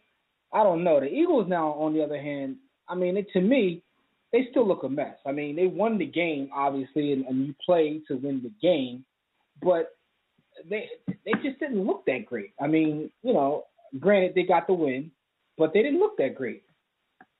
So, I just don't know what to make of the Eagles at this point. I know that was some people's pick. I've heard people even go as far as saying the Eagles will be in the bowl. But no, I can't see that. Not with the way they're playing. The Eagles' best player as of right now is, Darren Sproles. And if Darren Sproles is your best player, then as a team, you're in trouble.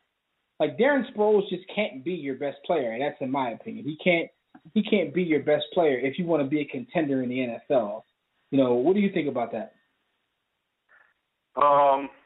Definitely, and we're having technical difficulties in the studio, so my apologies to our listeners and fans. Yeah, the Eagles are a mess. What happened in that victory with the Jets? Let me go ahead and not allay your fears, Eagles fans. We are in trouble. Damn. Fitzpatrick turned the ball over 4 times in order for us to win. 4 times. So it wasn't that the Eagles as a team did anything great, particularly the Eagles offense. It was the Eagles defense and special teams that showed up. Offensively, Bradford still had something like 122 or 132 yards passing. We still didn't get a huge running game. Offensively, we were stuck in neutral just as we've been in all the other games. So there was nothing that I saw that gave me any confidence. It's kind of like, I kind of am with Rob, like we won. Not going to discredit the Jets because the Jets have a heck of a defense, but we won because our best player was Ryan Fitzpatrick.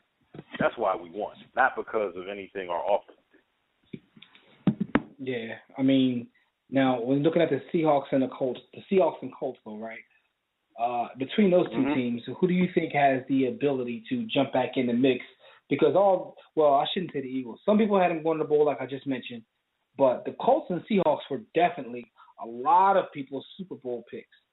They both got their first win this week. Out of those two teams, throwing your team to the side, who has the best chance of, at this point, based upon what you've seen, jumping right back in the mix? Jumping back into the mix, for me, will be determined by schedule, and I don't have either of those two teams' schedule in front of me. But I'm going to say that both of them, obviously, are a long way ahead of the Eagles, both of them, so we can get that right out of the door. The Seahawks have less new pieces to introduce into the mix, and as you said, defense does travel. I'm going to say that I'm going to go ahead and say that I believe in I'm going to say the Colts. That's interesting. I wouldn't say the Colts just because I watched the Colts play. Andrew Luck seems to turn the ball over once every 2 possessions. Mm-hmm. He's just throwing it up. They look a mess even in winning that game. But they had to come back in the fourth quarter to win that game. I mean, the Seahawks won going away. But the Colts just don't – and now they're saying Luck may not even be playing. So with all that being said, I would lean more on the Seahawks. Also, they're starting to get the ball to Jimmy Graham, which is why they brought him here. No one can really guard him. You know what, good brother? You've convinced me. I'm going to say the Hawks as well because they are the more intact. But here's the thing with the Colts. If Luck is playing, it really is a matter of Pep Hamilton changing the offense because he has to understand that the offensive line is trash.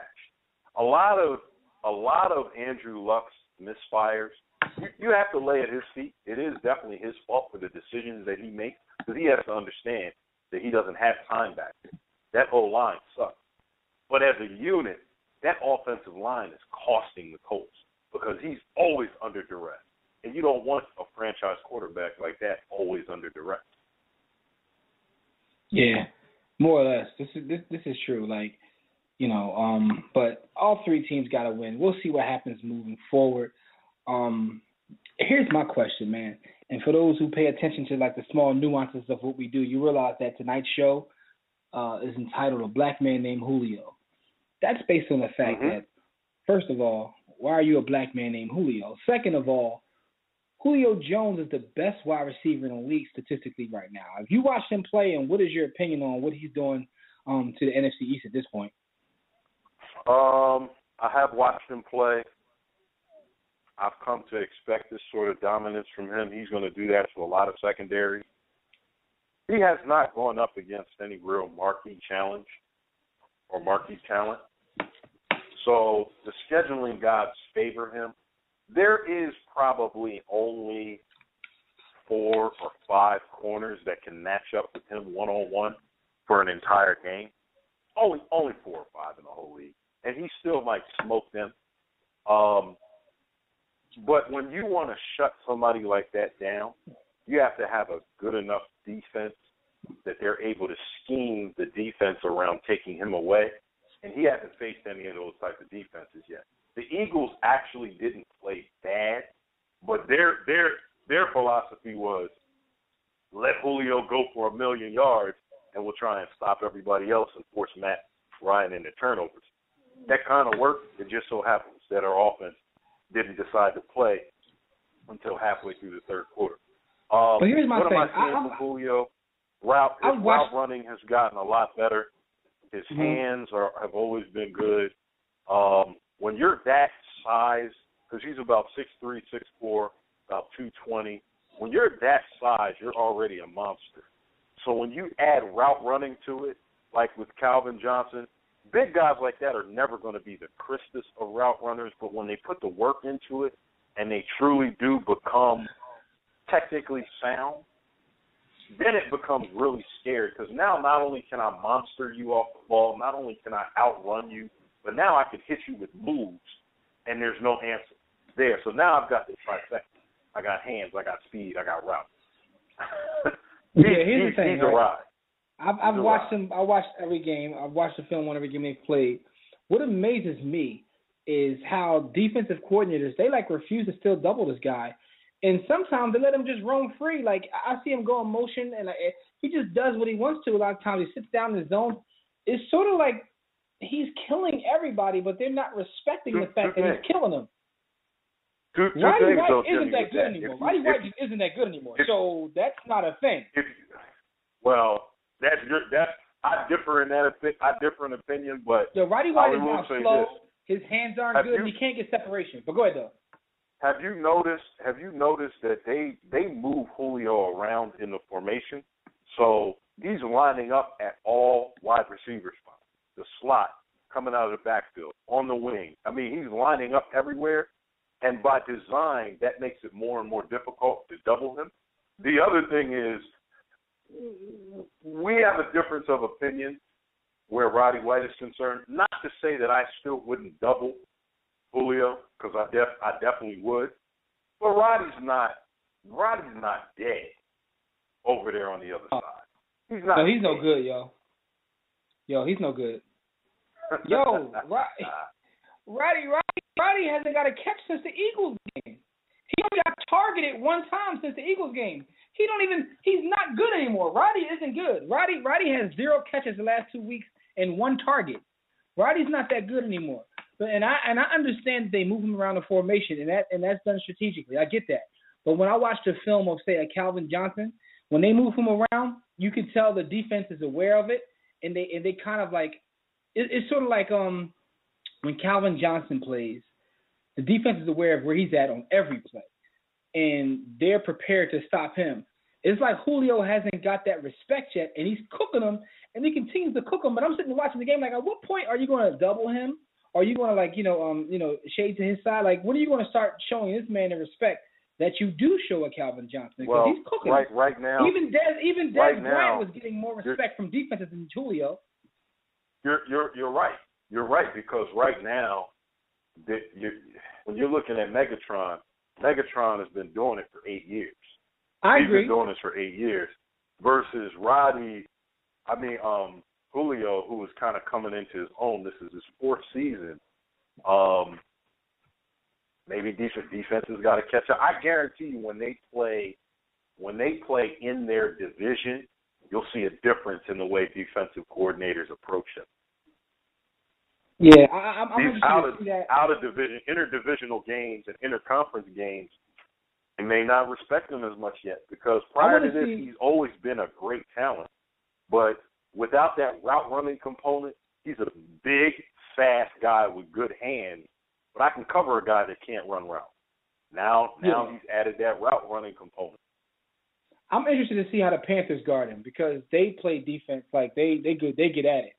So I want to see how they guard against Julio, but he's definitely a talent. He's one of the premier receivers in the league. He has all the physical attributes. But I did notice that watching the film, like it's just not the same. Like even Des Bryant seemed to get more respect from defensive coordinators than Julio. It's like how much cooking does he have to do before you decide that you want to do things now? So Leroy mentions in my chat room that they even line him up as a feature back. On a couple plays. Yeah, they bring them out. Yeah, they bring them. I agree. They put them all over the field. I agree with that. You watch every game. When you watch every game, I'm gonna throw some names out, and you tell me where he ranks today, not career-wise. Megatron, better, same, or not quite.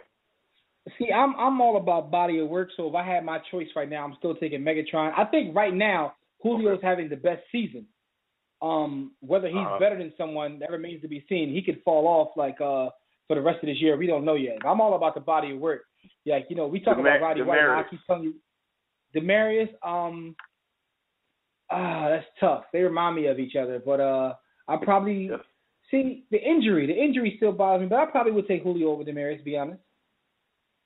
Okay, Des Bryant. I don't know. I might take Des, yo. Des, Demaryius, and Julio, all to me are the 3 young guns that are the best receivers in the league. Yeah, they're the same person. They're all the same. But Calvin is the OG. Odell Beckham Jr. I gotta ask. The fans want me to. Nah, not yet. Not yet. I mean, he's on his way. I was about to say, Jimmy, that shouldn't be hard. That should be immediately he's Julio. Not yet. I know, but his hands are so crazy that when I watch him play, his hands is ridiculous. His hands are. AJ Green. I'm still taking Julio. Now, you haven't mentioned one person I'm waiting for you to mention. Our chat room just mentioned him. I'm coming. He's coming. He's coming. Antonio Bryant. Antonio Bryant? Yeah.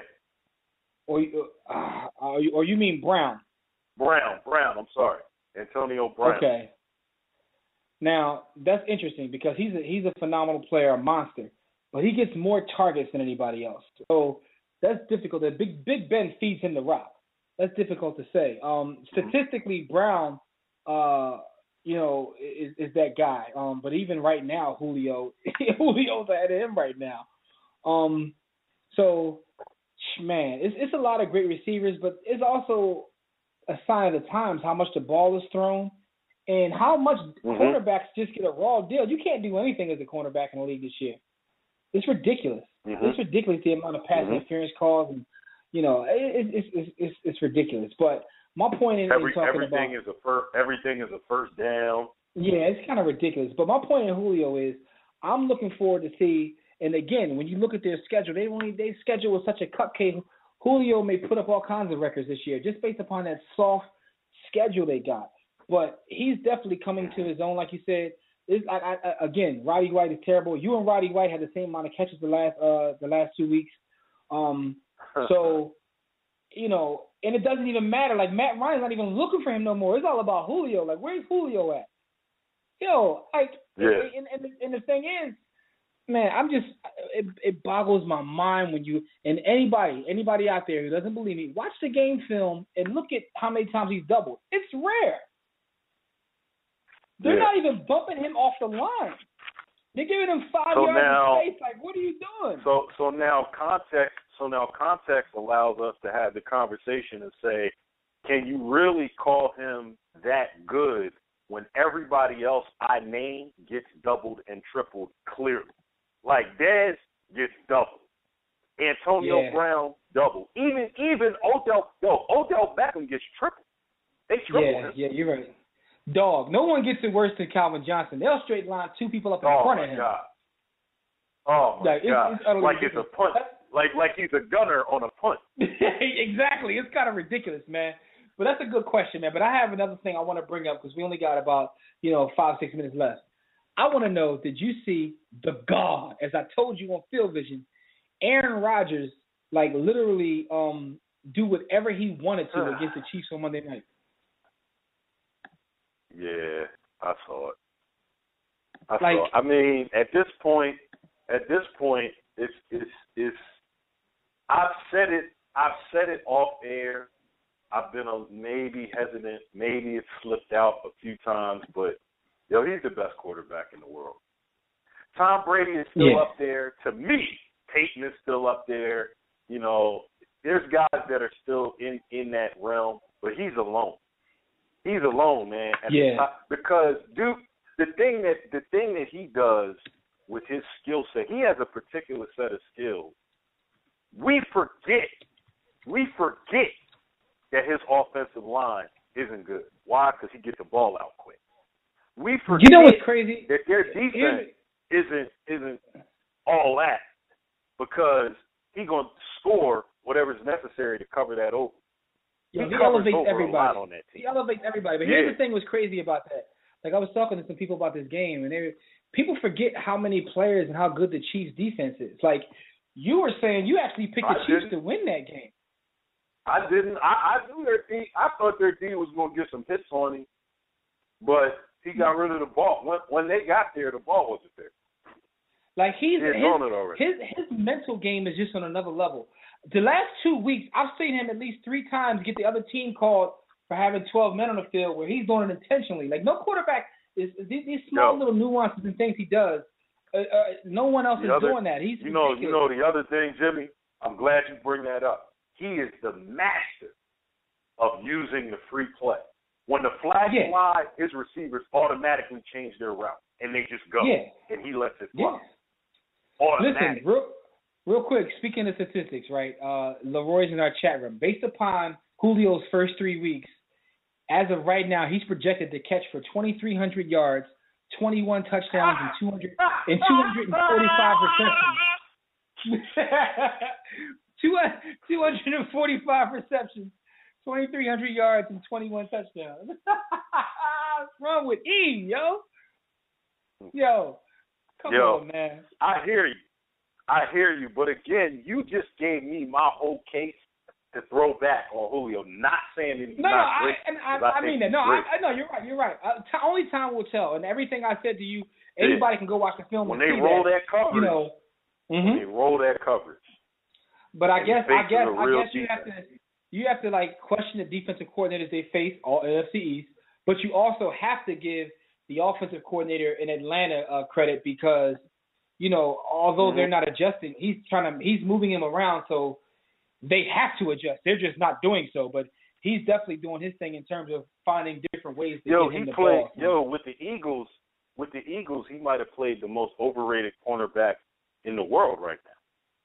At least. And that's another thing. We didn't know Maxwell was that terrible at the time. At the time when he was cooking Maxwell, we were like, hold up, because Maxwell just hit the Powerball when he came to Philadelphia. So we didn't know at the time that everybody burns Maxwell. No, Maxwell plays all coverage and takes bad angles.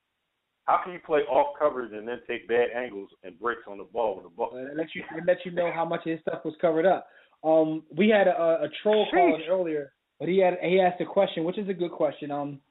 Even though he was trolling us, Tyrod Taylor is having a good season, and this is not about him. Mm-hmm. But Michael Vick is back. Big Ben injured. What do you think about Michael Vick? Do you think that he can steady the ship, keep everything afloat until Big Ben gets back? What do you think? No, I absolutely don't. And I just want our listeners to understand that I actually am a Michael Vick supporter. He's one of those guys that he's polarizing. He brings, I like to call, ignorant excitement to the game because it's just rudimentary. He's a guy that runs fast, throws hard, throws far, extends plays. He's just fun, but he is not good. And at this stage of the game, with his athleticism diminishing, he's never been an intelligent quarterback. So the older you get and the less athletic you are, the smarter you're supposed to be. He's not smart enough. Yeah, man. It's like when he came in the game, and I was texting with you guys in the group text, I was like, listen, man, Michael Vick is in the game throwing those beautiful spirals. We just have no clue who they're going to. He throws the best football in the world. His spirals are amazing. His accuracy is none of that. Ball all the time, the way he flicks his wrist, he flicks his wrist and the ball flies 70 yards in the air effortlessly into the stands to a little boy who catches it and then takes it home. He throws the prettiest football. We just have no clue where it's going. We don't know where the football is going, but Michael Vick don't ask him to get to the line of scrimmage and identify where the pressure is coming from, because he can't do that. No doubt. So before we get out of here, your opinion is Vick, is going to basically set the Steelers back. So I guess you got the Ravens finally getting their first win tonight. Yes. Okay, no doubt. That game is getting ready to start soon, but it's time for us to get out of here. Thanks for joining us in the War Room, good people. Shout out to everybody in the chat room, Facebook, Twitter, those who called in, even the trolls. We love it. Listen, special thanks to Fred Perdue for calling in and breaking down college football and doing what he does. Tune in next week, same time, same place, live right here on demand on the WRS Podcast Network for more great sports talk. We'll recap Week 4, and we'll also preview Week 5. This season is flying by. So until then, enjoy your week, and we'll see you right back here next time. Be sure to catch our conversations. That's Facebook, Twitter, Instagram, everywhere at War Room Sports. Check out our blogs, webcasts. Everything can be found at warroomsports.com. Until next time, everybody, don't accept mediocrity. Be steadfast in the war against ignorance, and we'll see you chumps on top.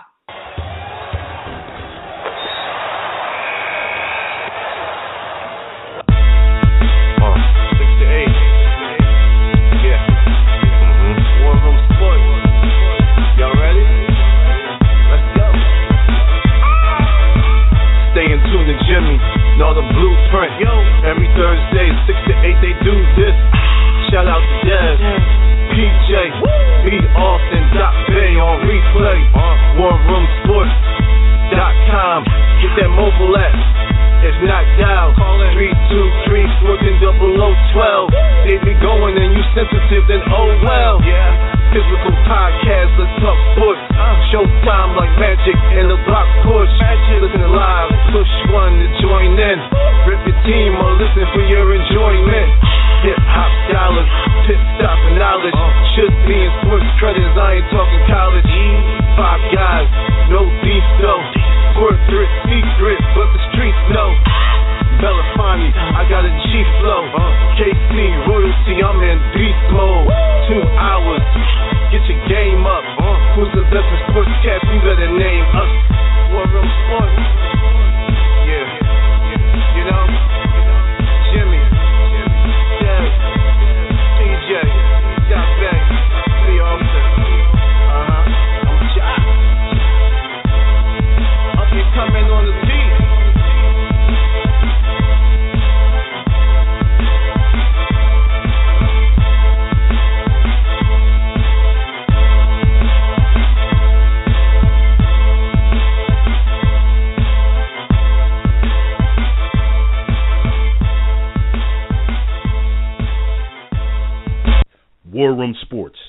www.warroomsports.com.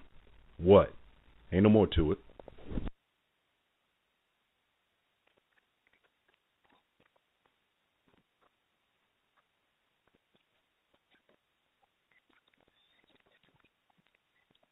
Hey, it's Flo, and this is my impression of a drill instructor directing a musical.